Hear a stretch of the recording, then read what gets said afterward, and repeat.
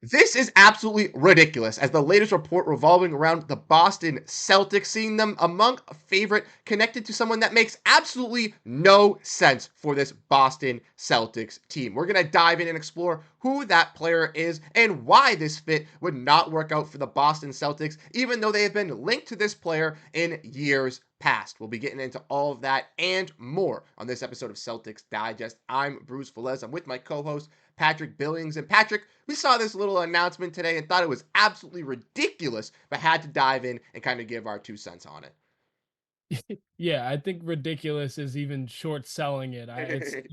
it's horrendous.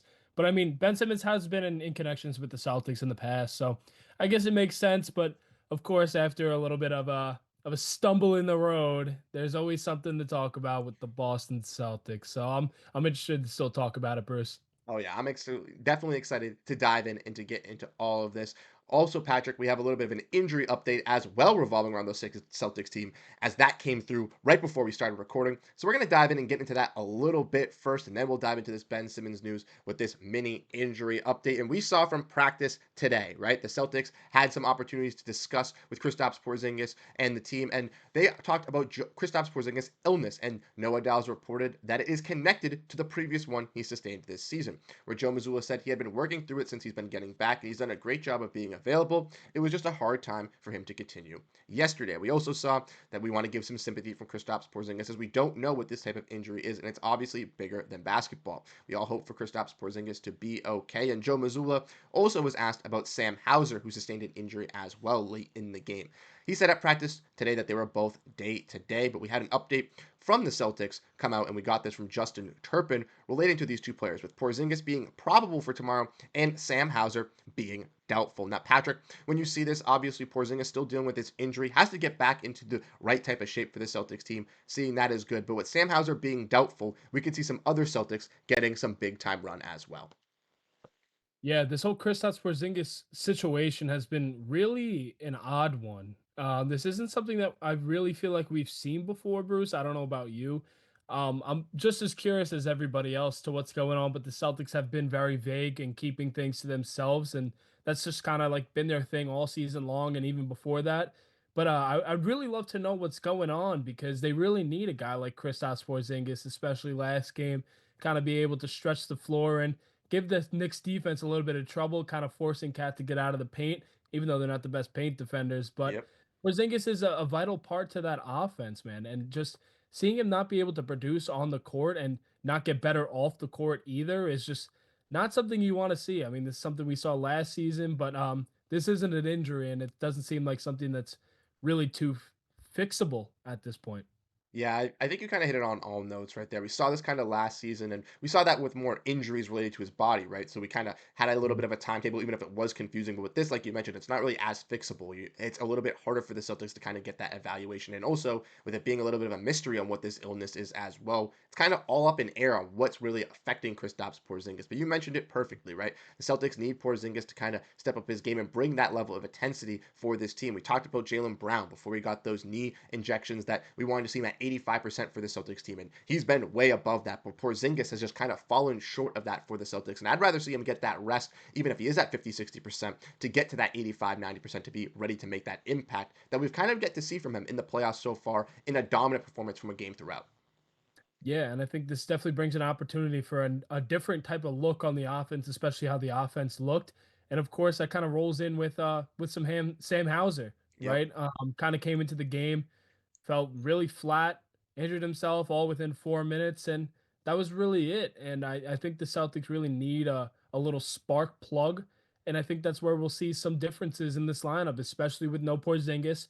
Curious as to what they do kind of lengthwise down low. I know we talked a little bit before this, maybe some Kada if they want to hack a Mitch because Yep.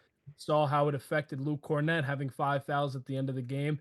But I think this is a perfect time for Barrel Shireman. If they ever needed a guy as a spark plug, he's a perfect guy to fill in for Sam Hauser. And hopefully he gets better. I know he's doubtful, but they need that shooting, and he really hasn't been showing it too much. But this is the perfect opportunity for the Celtics to find something, and you really do need that in the playoff run.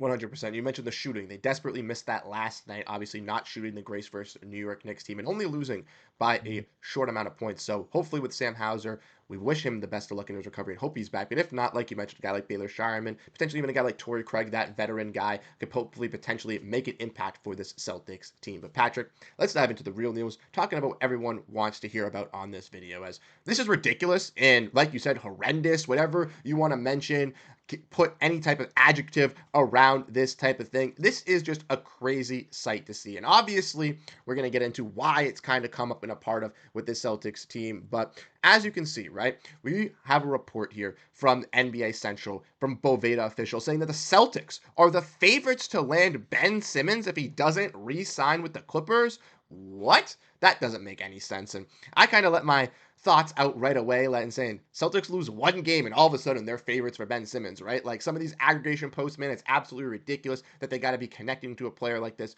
to our team. Now, we have seen Ben Simmons connections in the past, Patrick, revolving around Jaylen Brown trades, Kevin Durant rumors, even stuff to Philadelphia all years in the past as well. But this time, obviously, he's not on that $40 million contract. He's on that buyout contract with the Clippers. And for the Celtics, being a second apron team looking to add some marginal help on the edges, this could be the type of guy that they look to go out and get with Al Horford, Torrey Craig, and Luke Cornett being free agents. But like I said, I don't think that this really makes any sense for the Boston Celtics, even with his cheap contract. Yeah, I think that like the way that he may play and his size makes sense, but he has no confidence in his offensive game whatsoever. He doesn't fit that three-point shooting style that Yep. the Celtics play either. He'd really have to play like a five and then really be able to kind of have that four man maybe if he played with Kristaps Porziņģis so that he could at least stretch. But I mean, he doesn't really have much confidence in his game right now. But I mean, I could see it just because of the length and a few little things in his game. I mean, it could be a cool looking fit, but if you look at some of the odds there, I mean, maybe Ben over on Raptors Digest would love to have him and add some more length to that Raptors roster as they love to have a lot of guys like that. But I'm always interested to see how they make some of these odds. I'm always curious to who's behind it. But the Celtics, man, after they get into a little bit of a stumble in the road, a couple of these things kind of pop up and it's one of these. But I mean, like we kind of said, we don't see it happening. But I mean, does it kind of make sense at a point just because of his size and maybe his length, maybe on defense as he can get you a couple steals, maybe. But I mean, long term, not so much. Yeah, I completely agree. And you think like maybe Brad Stevens can maybe mold this hidden gem or something like that, maybe rework Yeah. Ben Simmons a little bit because he's been able to do that with players in the past, right? And finding them new roles. But ultimately, I don't think that's worth the investment for the Boston Celtics. You look at these names as well, right? Boston, New York, Cleveland, Miami, some names, Philly, Toronto. But after that, it's Guangdong Tigers, Melbourne United. Like you mentioned, these names are kind of just like, I feel like thrown together. Celtics kind of thrown at the top once again just because they just lost. And we mentioned, right, the Celtics being in this second apron and these key free agents, right? And that kind of gets us into the next part here, why I think this really won't happen for the Celtics, because you mentioned him kind of fitting in and being that role, but they already have players like that in key free agents, like Horford, who can shoot the three and can play that similar defense like Ben Simmons. Torrey Craig, a little bit more of that veteran type wing player that Simmons can kind of play for this Celtics team. And Luke Cornett, who's been an absolute beast, undervalued big for this Celtics team. Ultimately, I think the Celtics would rather invest in those three guys over a guy in Ben Simmons and trying to bring them back over trying to go and recruit someone that may fit or may not fit. If we want to look at Simmons' stats as well, Patrick, we can see 5 points, 4.7 rebounds, 5.6 assists, 2 turnovers per game. That's not really what you see out of a Boston Celtic player. Maybe he could rework that, working in the post, but you mentioned 3-point percentage. We all know that Ben Simmons ain't shooting no threes, and that's not going to slide in Joe Mazzulla's team. Yeah, I mean, it definitely stinks to kind of see Ben Simmons turn out this way. But I'm kind of having a couple thoughts here sitting in my head. Like, even if they had him, he's capable of dribbling the ball. Like, he's Mm-hmm. capable of being a guard like he has been in the past. But even so, I mean, like, he would probably play a little bit more of like a pick and roll style and just kind of be more confident in his passing out that way. But like I said, they're not really doing that with the Celtics bigs playing that way. I think that a team on that list that's not on there that could be interesting, maybe the Warriors, just because Yep. of their style play, kind of run a lot of screen and rolls. Ben Simmons could pop a little bit and give you a nice pass because he is a good passer. I mean, we've seen what he's capable of doing in the passing wise. I mean, shooting's a different story, but I mean, other things as well. Make him go and grab some rebounds, kind of get some assists. That can help out a team like that. But with the Celtics, Bruce, not something I'm too excited about.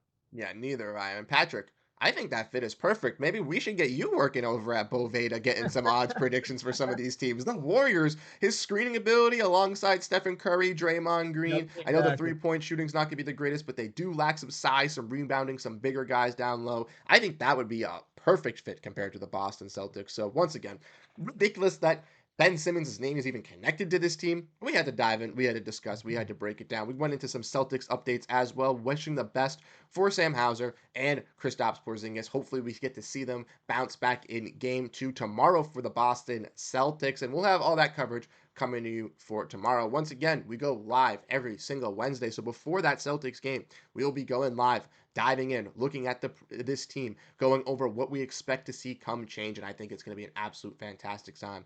So make sure to come by, make sure to hang out. If you do enjoy the content, let us know your thoughts down below in the comment section and hit that subscribe button. And Patrick and I will catch you guys in the next video. Have a great rest of your day and go Boston Celtics. Peace out, everyone.